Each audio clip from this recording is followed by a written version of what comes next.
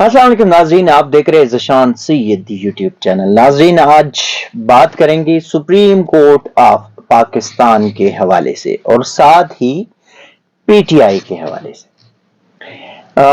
عمران خان کی ایک درخواست ہے سپریم کورٹ میں، جس میں توشہ خانہ فوجداری مقدمے میں توشہ خانہ کیس میں جو نااہلی ہے اس کو کالعدم قرار دینے کے لیے درخواست دائر کر دی گئی تھی، اور درخواست کو بھی تقریباً کوئی 2-1 مہینے ہو گئے ہیں۔ آج لطیف کھوسا جو کہ پاکستان تحریک انصاف کے سینئر نائب صدر بھی ہے، امیدوار بھی ہے، اور عمران خان کے اور بشرا بی بی کے بڑے قریبی اور ساتھی اور وکیل بھی، انہوں نے آج چیف جسٹس آف پاکستان قاضی فائز عیسیٰ کی عدالت میں ان کو کہا کہ توشہ خانہ نااہلی کیس جلد سماعت کے لیے مقرر کرے، جس پر چیف جسٹس نے لطیف کھوسا کو مخاطب کرتے ہوئے کہا کہ کھوسا صاحب، یہاں آپ ہم سے ریلیف مانگ رہے ہیں اور باہر جا کر آپ الزامات لگا رہے ہیں، ایسا تو نہیں ہو سکتا۔ اور پھر ان کو کہا کہ ٹھیک ہے، جلد سماعت کے لیے آپ ایک درخواست دائر کر دیں۔ یعنی کہ چیف صاحب، آپ کے ریمارکس اور ساری چیزیں اپنی جگہ پہ، لیکن کسی کو ریلیف دینا یہ آپ کا کوئی ذاتی فیصلہ نہیں ہے، یہ آئین پاکستان میں ہے، قانون میں ہے، اور آپ کو اگر اس کرسی پر بٹھایا گیا ہے تو وہ آئین پاکستان، قانون اور انصاف پر مبنی فیصلوں کے لیے آپ کو بٹھایا گیا ہے۔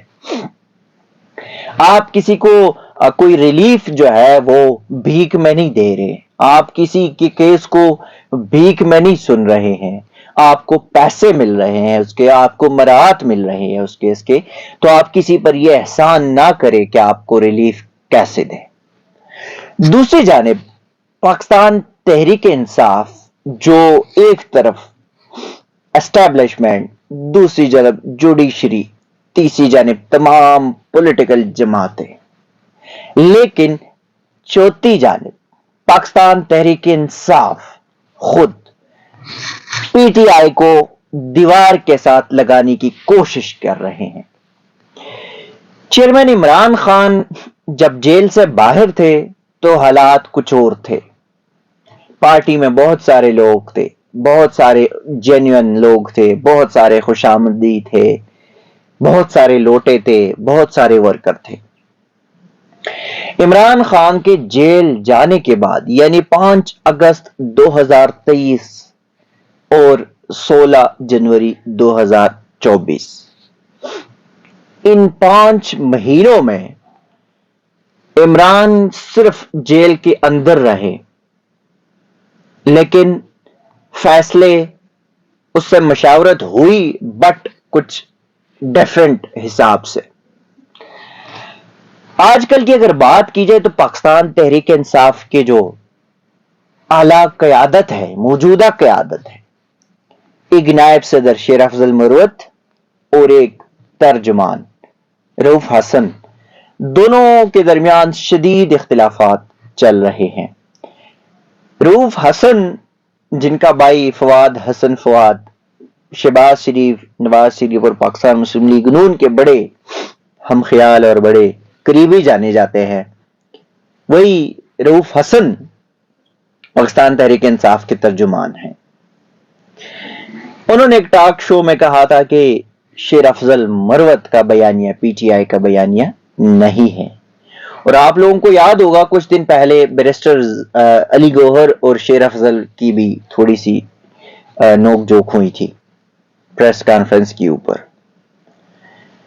اس کے بعد شیر افضل مروت نے بھی سنگین الزامات لگائے۔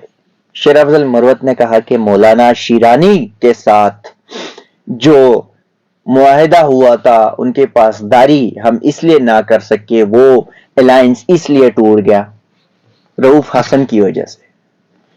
جس بندے کے ساتھ ہمارا جو معاہدہ ہوا تھا وہ بھی رؤف حسن کی وجہ سے ٹوٹ گیا۔ شیرانی گروپ بھی گیا، پی ٹی آئی نظریاتی بھی گیا، اور انہوں نے یہ کہا کہ پی ٹی آئی کو جتنا نقصان رؤف حسن نے پہنچایا کسی اور نے شاید پہنچایا۔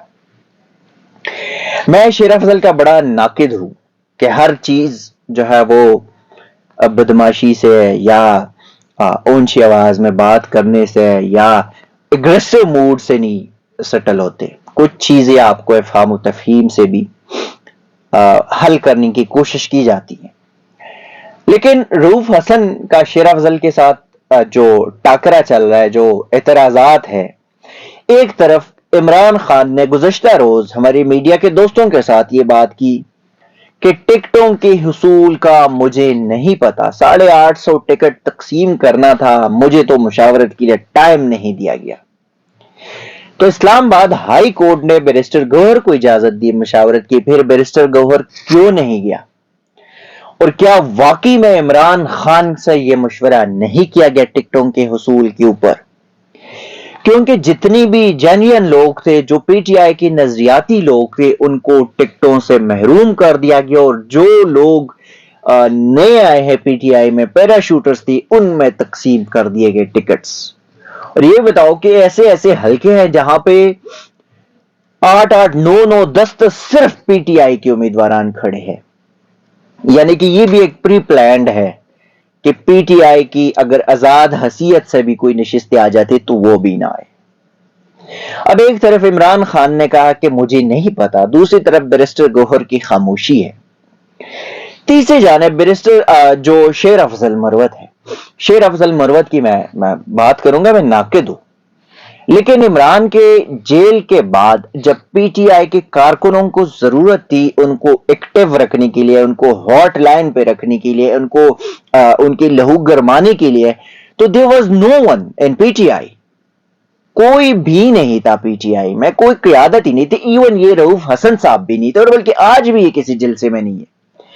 شیر افضل مروت صاحب آپ کو وہ خیبر پختونخوا ملاکنڈ کے پاس افغان بارڈر کے قریبی علاقے دیر چترال سوات میں نظر آئیں گے. شیر افضل مروت آپ کو کوئٹہ بلوچستان میں نظر آئیں گے. شیر افضل آپ کو لاہور نظر آئیں گے. شیر افضل آپ کو اسلام آباد پنڈی نظر آئیں گے. شیر افضل آپ کو وزیرستان نظر آئیں گے.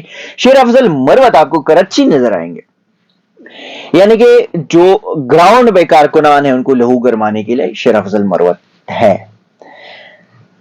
خیر یہ پی ٹی آئی کے اندرونی مسائل ہے. اگر اس اندرونی مسائل سے پی ٹی آئی نے کچھ نہ سیکھا تو ویسے بھی اس کے اوپر رندہ تو پھر چکا ہے، جو اسٹیبلشمنٹ نے یا جمہوریت کے علمبردار قاضی نے کیا یا پنڈی نے کیا.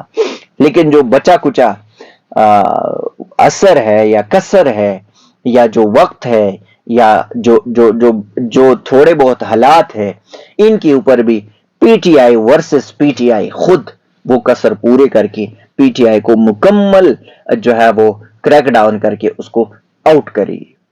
تو یہ چیزیں پی ٹی آئی کو دیکھنا چاہیے کہ پی ٹی آئی ہے تو آپ ہے، پی ٹی آئی نہیں ہے تو آپ میں سے کوئی نہیں ہے. ناظرین اب تک کے لیے اتنا ہی، اسی قسم کی چیزیں آپ کے ساتھ شیئر کریں گے. تب تک کے لیے دیجیے گا اجازت. اللہ حافظ.